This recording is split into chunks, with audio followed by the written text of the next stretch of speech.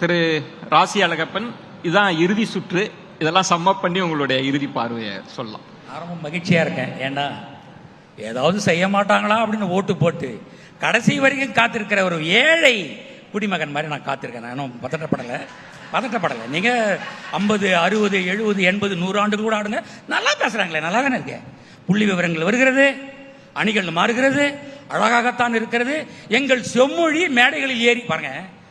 முனைவர் மோகன் ஐயாவினுடைய தமிழ் எனக்கு கேட்க ரொம்ப பிடிக்கும். அவர் அதிகாரத்தில் இருக்கிறார், உறக்க பேசுறார். நீங்க தாங்க ஆட்சியில் இருக்கிறீங்க, அங்க இருக்கிறாங்க. இந்தியாவையே உண்டு இல்லைன்னாக்கிறவங்க அவங்க சத்தம் போட்டு பேசுறாங்க. ஓட்டு போட்ட நாங்க ஐயா என்ன பண்ணுன்னு தெரியல, நல்லா பேசுறாங்க, ஆனா ஒண்ணுமே நடக்கலையே. நடந்து விட்டால் நல்லது என்று இயங்கிக் கொண்டிருக்கிறோம். எங்கே 2020 புதிய கட்சி தேவைப்படுகிறது என்றால் பார்த்து பார்த்து கேட்டு கேட்டு புள்ளி விவரங்கள், அழகிய தமிழ் கொள்கைகள். அங்க சேர்ந்துக்கிறீங்க, அங்க சேர்ந்த நல்ல கொள்கைன்றீங்க, இங்க சேர்றீங்க, இது சேர்த்த நல்ல கொள்கைன்றீங்க. நல்லா தான் வியாபாரம் நடக்குது.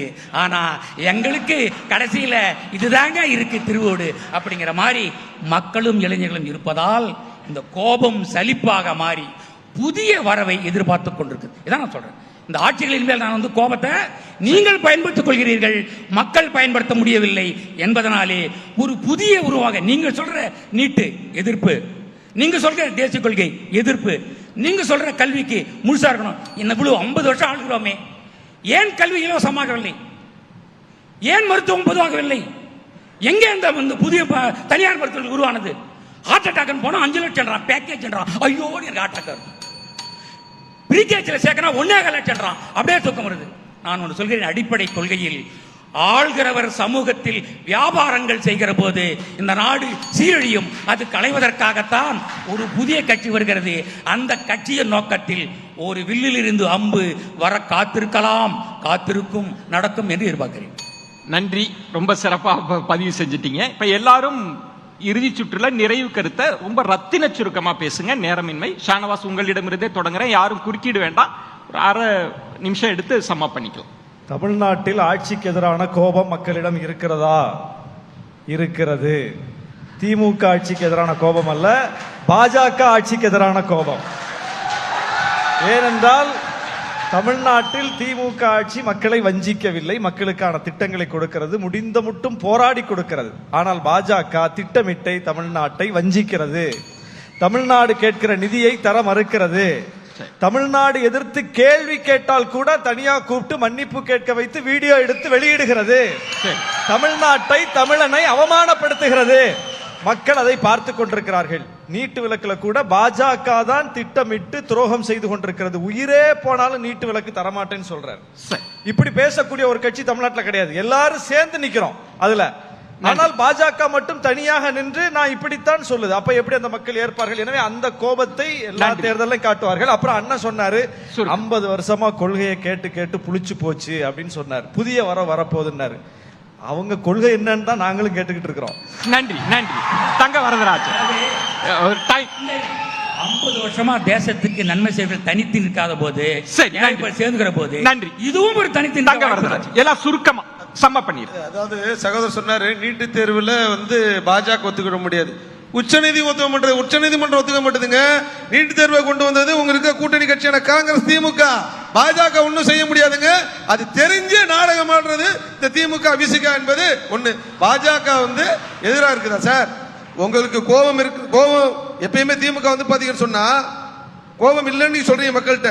பொறுத்திருந்து பாருங்க சார். பாஜக 2 இலக்கு அடைகிறவர்கள் தான் 25 வருஷம் ஒரு கட்சி போராடும். 2 இலக்கத்தை அடைஞ்சிட்டோம் சொன்னா எந்த கட்சிக்கு வேலை இருக்காது. பாரதிய ஜனதா நோக்கம். சபாபதி, அதுக்கு ஒடிசா உதாரணம், திரிபுரா உதாரணம். சபாபதி, ஒரிசால தமிழரை அவமானப்படுத்தி ஆட்சியை பிடித்தார்கள். 44 ஆண்டுகளாக ஒரு பட்நாயக் குடும்பத்தை நாங்க கோட்டை அந்த பட்நாயக் குடும்பத்தை 44 கட்சி வீழ்த்திட்டு வந்திருக்கோம். சபாபதி மோகன், எல்லாம் சுருக்கமா நிறைவு கருத்து.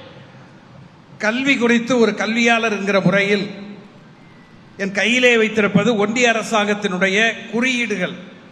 ஒன்றை மட்டும் சொல்லுகிறேன், தரமான கல்வி. தேசிய சராசரி குறியீடு பிஜேபி ஆட்சியில் 61. ஆனால் தமிழ்நாட்டில் தனித்தன்மையை நிலைநாட்டுகிற தமிழ்நாட்டில் தரமான கல்வி 76 விழுக்காடு என்று ஒன்றிய அரசு சொல்லியிருக்கிறது. நான் இன்னொரு செய்தியை அண்ணனுக்கு பணிவோடு தெரிவித்துக் கொள்கிறேன். 3 நாளைக்கு முன்னாடி ஐயா முன்சாமி ஒரு பேட்டி கொடுத்தாங்க, ரொம்ப மகிழ்ச்சியா இருந்தது. கவர்னர் சொல்றாரு தமிழ்நாட்டினுடைய கல்வித்தரம் தாழ்ந்தே போய்விட்டது. அவருக்கு ஒரு வேலையே இல்லை, இப்படி ஏதாவது பெனாத்திட்டு இருக்கிறதா அவருக்கு வேலை. அவர் சொல்றாரு தமிழ்நாட்டுடைய கல்வித்தரம் தரம் குறைந்து போய்விட்டதுன்னு. அது எதிர்த்து பேசுறது யார் தெரியுமா? ஐயா முனுசாமி அவர்கள் பேட்டி கொடுக்கிற பொழுது சொல்லுகிறார், தமிழ்நாட்டினுடைய கல்வித்தரம் சிறப்பாக இருக்கிறது. ஒன்றை சொல்லி முடிக்கிறேன். 40 வெற்றி பெறுவோம் என்று சொன்னோம், வெற்றி பெற்றிருக்கிறோம். 400 நீங்க 234 நிக்கிறீங்க. இப்ப நாங்க 200 பெறுவோம் சொல்லி இருக்கிறோம். 10 வினாடி 234 200 எங்கள் இலக்குங்கிறோம். மீதி 34 சண்டை போடாம பிரிச்சுக்கிடுங்க நீங்க எல்லாரும். ஓஎஸ் மணி, உங்க நிறைவு கருத்து. 40க்கு 40ஐயும் பெற்றோம் என்று சொல்லுகிறீர்கள், உண்மை, ஒத்துக்கிறோம். ஆனால் இந்த 40 நாடாளுமன்ற உறுப்பினர்கள் டெல்லியிலே சாதித்தது என்ன, கொண்டு வந்தது என்ன, தமிழகத்திற்கு வரவு வந்தது என்ன, மொத்தத்தில் கூட்டி கழிச்சு பார்த்தீங்கன்னா சைப்பர் என்கிற இடத்தை தவிர நீங்கள் ஒன்று கூட, ஒரு புள்ளியை கூட எட்டி பார்க்க முடியவில்லை, தொட்டு பார்க்க முடியவில்லை. டெல்லியிலே வேண்டுமானால் டிஃபன் சாப்பிட்டு வரலாமே தவிர தமிழ்நாட்டு கஜானாவுக்கோ மக்களுக்கோ எதையுமே நீங்கள் கொண்டு வரவில்லை. புதிய வரவு சாதிக்கும் என்றார் அண்ணா. அப்படி அல்ல அரசியல். அரசியலில் எத்தனை தியாகங்கள், எவ்வளவு உழைப்பு, எவ்வளவு மக்களுக்காக செய்திருக்கிற சேவை. ஒன்றை சொல்லுகிறேன், காவிரி நீர் பிரச்சனையில வெற்றி கண்டோம், முல்லை பெரியாறிலே வெற்றி கண்டோம், தெலுங்கு கங்கை நீரை சென்னைக்கு கொண்டு வந்தோம், வீராணம் நீரை சென்னைக்கு கொண்டு சென்றோம். இதெல்லாம் வரலாறு, சிரிக்க கூடாது, இது வரலாறு.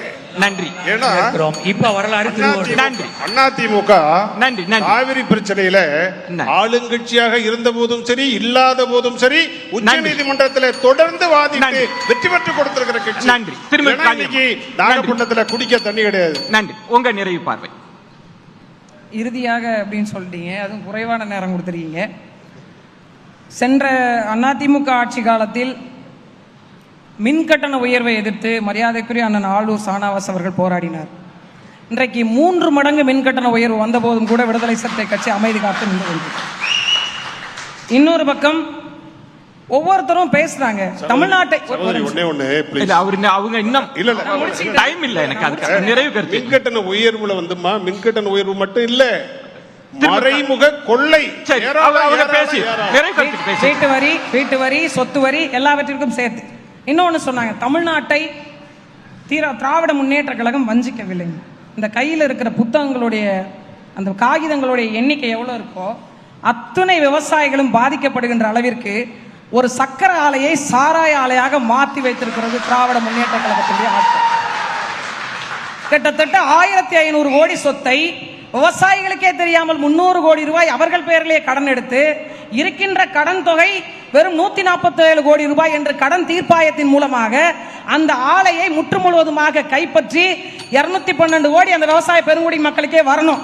அப்படி இருக்கும் பட்சத்தில் இவ்வளவு பெரிய வஞ்சகத்தை செய்துவிட்டு இன்னும் தமிழ்நாட்டில் ஆட்சி அதிகாரத்தில் இருக்கக்கூடிய பிள்ளைகளை எல்லாம் சொல்லி முடிக்க நாள் பத்தாது. ஒன்றை மட்டும் இந்த மக்களுக்கு சொல்றேன், தமிழ்நாட்டில் இல்லாத திராவிடத்திற்கான மாடல் இருந்தது போதும்.